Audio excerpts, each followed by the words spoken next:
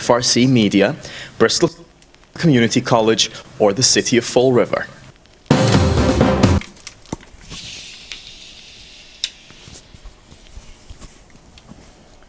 We seem to be having some difficulty with this whole scenario today. Well, are we? This new. Are we taping? It's just because the previous show was kind of crazy. But welcome to Spindle City Straight Talk. Enjoy your Labor Day weekend. Hopefully, it's better than our recording right now. Well, since we didn't have an introduction, hello, I'm Chip, and I'm CJ. and it's not really Labor Day. It's Friday. We're taping a Labor Day show, so enjoy your Labor Day show. And it's Monday, but it's not really Monday. And it's something else. This is a important show, isn't it? I think it is, because we're still going to be addressing some great issues. But I think one of the bigger things that we're going to be talking about right now, and I'm going to be, as soon as I can get this system to act appropriately, because it doesn't want to today, which is nothing new. So here you go.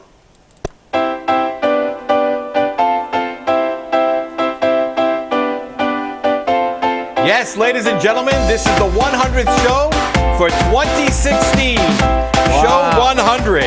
So I think we've done a pretty good deal so far this year with Break 100 out the shows. Champagne. Let's go. You know, I mean, we're slamming them home here, and you know, our viewership is growing, our followers are growing, our tips are coming in, and it's because of you, the people who watch the show. You make this happen. You make it happen every day. We do this 3 days a week. I know some of you want us to be 5 days a week. Some of you want us to be an hour every day. I don't know if we could do that. They might set the drones out after us. Well, yeah, and it's Labor Day, so let me start something here, CJ, about labor, because it is Labor Day today. The show is airing on Labor Day, and it's about people who built this country with hard work and worked for a lot of low wages and under really crappy conditions. And we'll start with a story that we had on the thing, the layoffs of MBTA janitors. There have been 2 unfair labor practices. A company, Danvers-based SJ Services, the National Cleaning Service outfit, ABM, have declined to engage in mandatory bargaining over layoffs. And this is a quote from the union head, Vice President. Hardworking people who have been serving the riders of the MBTA for decades have been given 48 hours to decide about their future, their health, their mortgage, without thinking of the consequences. This is not the way we should treat people in Boston or anywhere. And you know something? The workers of this country have been getting shit on for hundreds of years. When a major company goes under, and I can point to something around here a while back, remember Polaroid that was over in the Sonnet? Oh, yeah. When that closed, the workers up there lost their pensions. They got virtually no notice of the plant closing. But the CEO and all the corporate executives all got golden parachutes. They all got millions of dollars. So they didn't have to worry about their mortgages or their health care or anything. Because, again, the rich get rich and the poor get poor. Poorer. So, on this Labor Day, let's remember this. And let's remember what Samuel Gompers, one of the foremost names in the ascension of the labor movement, said. The power of the people lies in the vote. We must elect our friends and defeat our enemies. And when politicians allow things like this to happen, not only this, people getting laid off, and we've seen it time and time again in Fall River. Every time one of our major companies that got a TIF moves out, they give the people virtually no notice. And this is not the way you treat people, especially people who went in, put in an honest day's work. And if there's one thing that makes me angry, is things like this. And on Labor Day, let's all remember, that what Labor Day is about. And it's about time to realize that, you know, you don't, in this world, nobody's going to give you a break. You gotta make your own breaks. And the only way we can change this society is by voting the right way. And it may not be comfortable, because you have to maybe vote your pal out that got your street light. But if they're not doing the job, if they're not taking care of you, the people, and you, the taxpayer, today, Labor Day, is a time to remember that. The labor movement began because of the oppression of the working man, because of the abuse of the working man. And today, more than ever, it hasn't changed. We look at what people like a $16 million pay raise for the leech that jumped the EpiPen, the chairman and CEO of CVS Care Less makes $32.8 million a year. $32.8 million. The other one now makes now makes what, 19 million or 18 point something or other million after. Right. So this is the thing. Let's just remember that. Enjoy the hot dogs and the hamburgers and the steaks on Labor Day and the ribs. But let's remember what Labor Day is about. It's about honoring, you know, what workers do. The people who built this country, who built the railroad, who built things.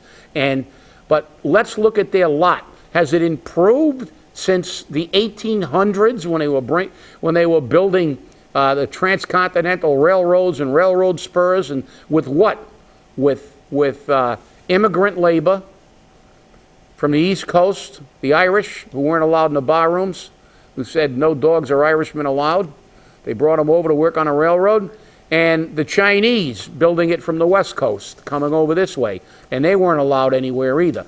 So if you think the working man has got a better lot in today's society, think again. Well, you know, Chip, it's funny because I think the two got his labor relations training from the MBTA, because they seem to be, you know, hand in hand with either that or he went and trained them. That you know, could be.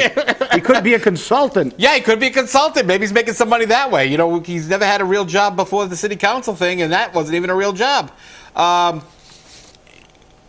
You mentioned CVS Care Less. Yeah, I did, because I saw the next page. Yeah. So, of course, our partners over at the Boston Business Journal, they report on something that we reported on 2 days ago when the Attorney General contacted us with the agreements. And those agreements are on our Facebook pages for people to read. CVS agrees to a $795,000 settlement to change opioid prescription practices. Here we go. We're on the opioid bandwagon again. But this I love, because everyone wants you to stop getting doctors to write prescriptions for opiates. But CVS Care Less, okay? CVS Care Less, or as I like to call them, CV Less, Care Less, denied their pharmacists the access to the opioid prescribing database. Actually turned around and didn't allow their pharmacists into the Massachusetts Prescription Monitoring Program, an online database for pharmacists to check where and when patients receive scheduled drugs, i.e. opiates. The system is intended to make sure that patients aren't doctor shopping for things like opiates, which we know happens, especially here in Fall River. Today on Friday's show, today for us, on the 6th floor propaganda hour, Faust Fiore had Michael Drugza Agia, I don't want anyone to know who I am, so I'm going to block you all because you're an idiot, you're a narcissist, etc., etc. These are quotes for him, so I am quoting him. He can't get upset about it. Turns around and says, oh, well, you know, we need to have the volunteers go out and reach out to the community to touch base with them. Do you know what they did at that opiate vigil awareness thing? They all went to Kennedy Park and they stood around singing Kumbaya with purple shirts on, and they were handed flyers, door tags, door hanging, like it's a political campaign, and sent them out to knock on doors, volunteers. Can I ask you something, Mr. Aguiar? Can I ask you something, Mr. St. Pierre? Can I ask you something, Mr. Mayor? What would you have done if one of these volunteers, your new slave trade, would have been shot, killed, injured, assaulted? Would the city have accepted the liability?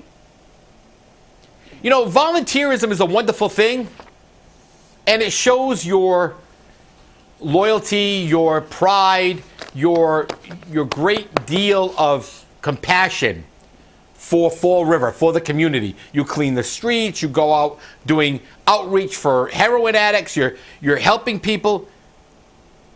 But when the city becomes dependent upon your volunteerism for you to make up what they don't want to pay for, because instead they want to give $7,000 to park department heads who have nothing but complaints filed up the wazoo, and $7,000 pay raises to people who are getting a special projects position who's been on the job for 6 months. Maybe if you congregate all of those tax dollars, I swore again, I said tax dollars, and use them for things like public safety, instead of making the police officers social workers to ensure that the person who just received 4 amps of Narcan gets drug rehabilitation. That's not their job. Their job is to enforce the law, not to hold hands. Okay? And when you have union presidents turning around saying it's necessary for us to carry Narcan, these are people. I understand they're people. But it's not necessary for me to do anything that I don't have to pay for.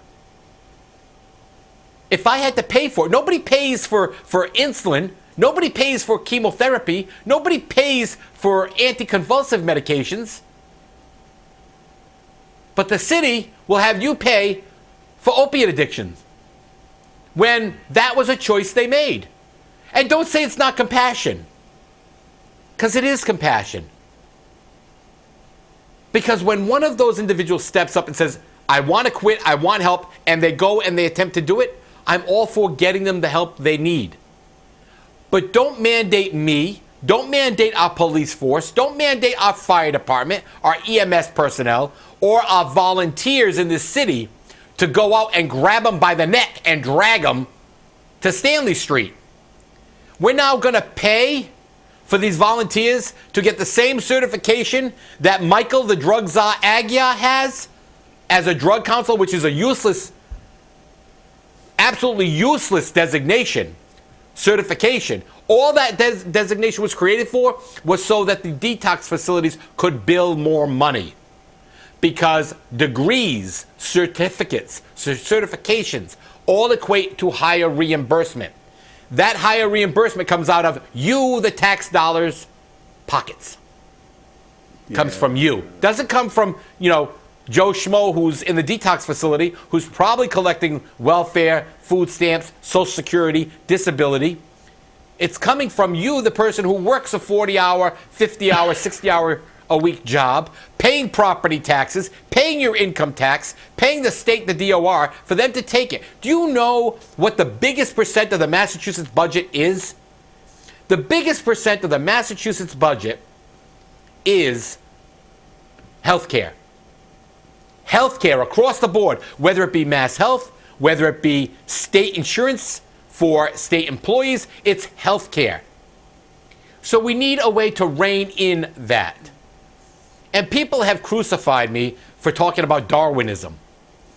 Darwinism is nature's way of culling the herd.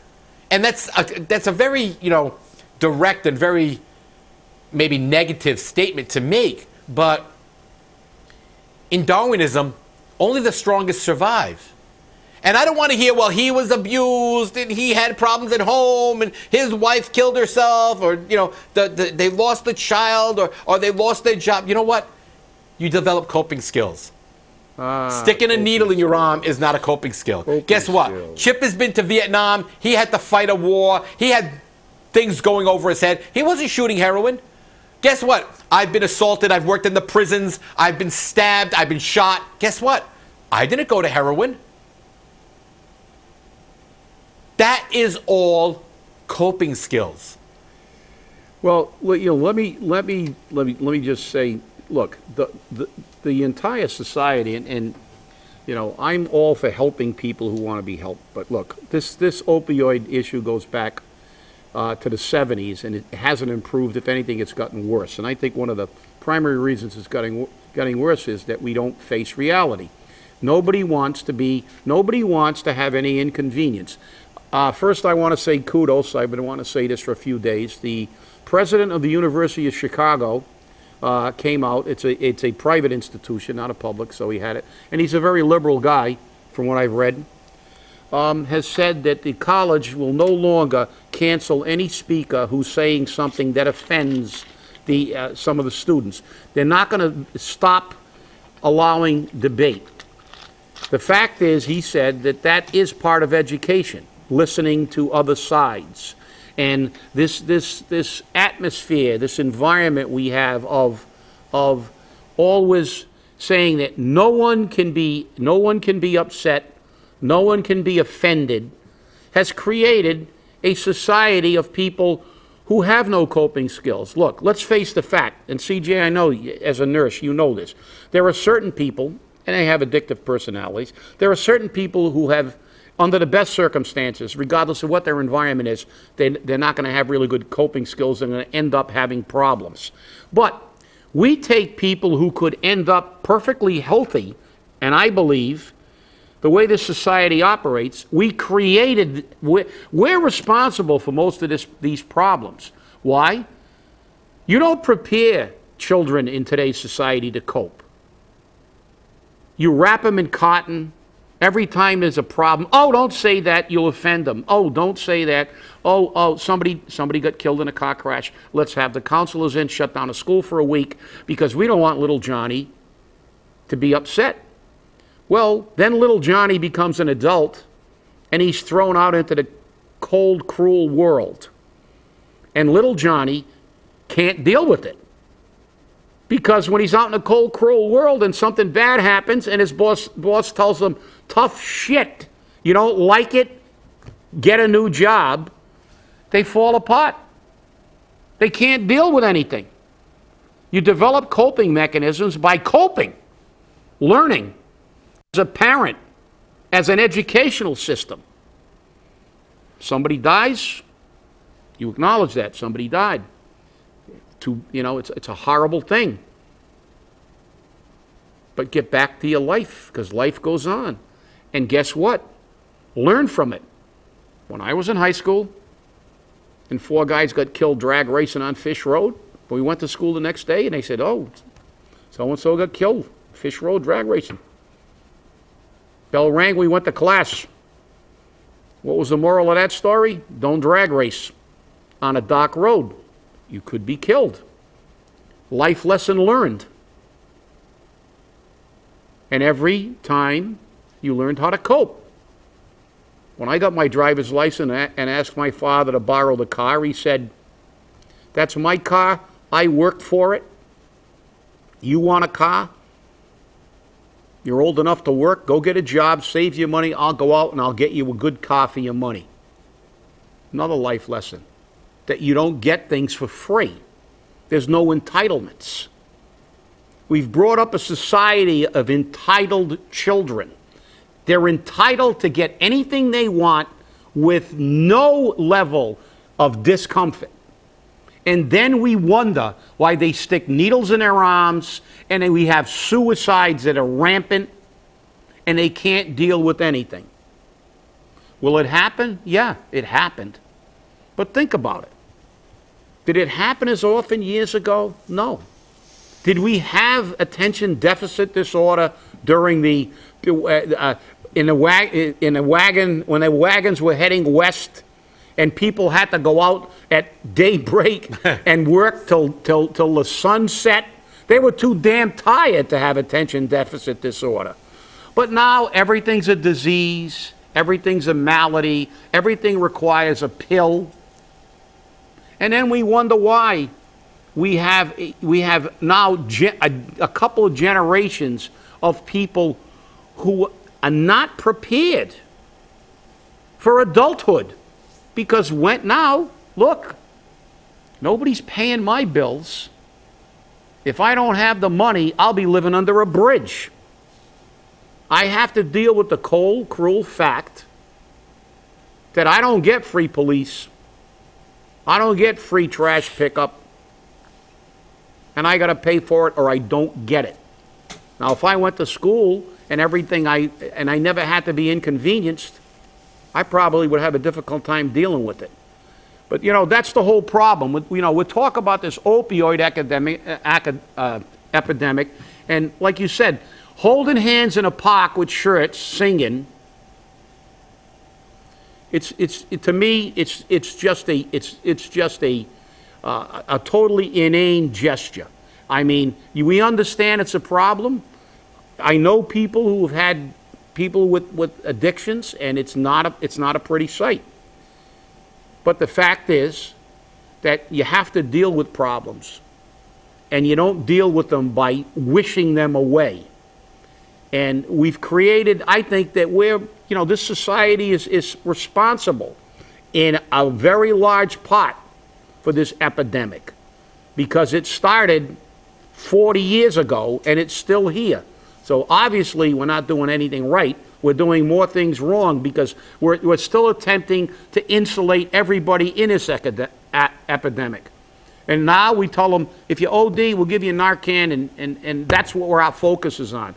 Let's focus on preparing these people to cope and preparing our children for life. That's your job as an educational system, as a parent. And that's my opinion. You can disagree with it, but that's my opinion. What really gets me is that our school nurses are now being equipped with Narcan. We can't equip them with epinephrine for our kids, okay? And here's the thing, $600 for epinephrine to save a life of a 6-year-old child, and the parent has to pay for it because the insurance companies don't want to pay for it, or the co-pays are outrageous. But if you overdose on heroin, we'll give it to you for free. Is there something wrong with this picture?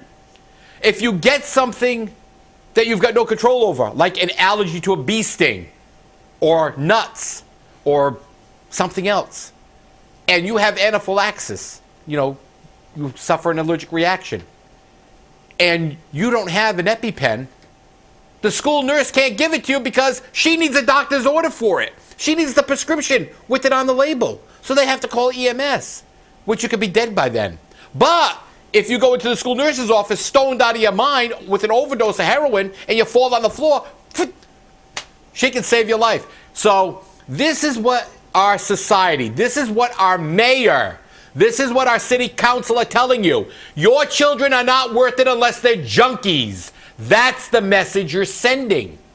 That is the message that you're sending. That your children aren't worth it unless they're junkies, in which case we'll save them. Because they can't administer epinephrine, they can't administer glucagon for a diabetic who's suffering a severe insulin reaction and they're on the floor. And they can't take anything by mouth. They can't do any of that. But they can administer Narcan. There's a problem with this. There's a problem. And the people who are responsible for it are you, the voters, you, the taxpayers. You're the ones that are creating this dichotomy of value of life. A dichotomy of life's value in general. Some people are going to disagree with this, and I understand that. And I'm always willing to present the evidence, the proof. But you have to be willing to see the proof and take the emotion out of it. And that's the problem. When you make your decisions based on your emotions, they're usually bad decisions. I know when I've made decisions based on emotion, they were bad decisions. You can't. You have to separate yourself from it. But let's look at this whole thing. There was extra police on staff to cover that, and if they weren't extra, they were pulled off the streets. At the park and at Government Center for the vigil. Candlelight vigil. Ooh, la la la. Nice. Okay? Why would the mayor want to do this? Well, let's see. In the mayor's school-age years in high school, he was part of the BOLD coalition, okay, where he met the drug czar. And in return for his friendship, and God knows what else, from the BOLD coalition and the drug czar, he gave the drug czar a $40,000, $50,000, $60,000 a year job doing nothing. Except for him today and Michael Hoare, I should say Friday, him and Michael Hoare going on the 6th floor propaganda hour to talk about how wonderful it was. And Michael Hoare knows. He used to be a police officer. He sees what narcotics have done to our community. I'm going to be coming out with a report shortly on how to effectively change Fall River. Instead of spending $30,000, which, by the way, it was said on the propaganda hour on Radio Pravda, that the mayor wants to expend the $30,000 in the rebranding campaign. Where to get the $30,000 from? The city council didn't give it to him. Oh, wait a minute. Is that 30% raise in the mayoral department budget? He's got to spend it now real fast. This mayor has never found a dime he couldn't spend. And even if the balance sheet says there's 10 cents left, he'll spend $10. Why? Because it's your money. Where could all this money on drug prevention, a program which for over a decade, 2 decades, 3 decades now, has failed. It has failed miserably. What is he going to do as a city to effectively change this?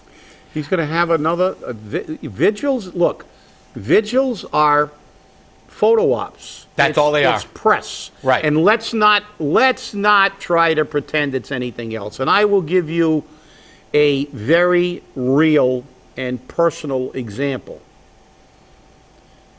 During my career on the fire department,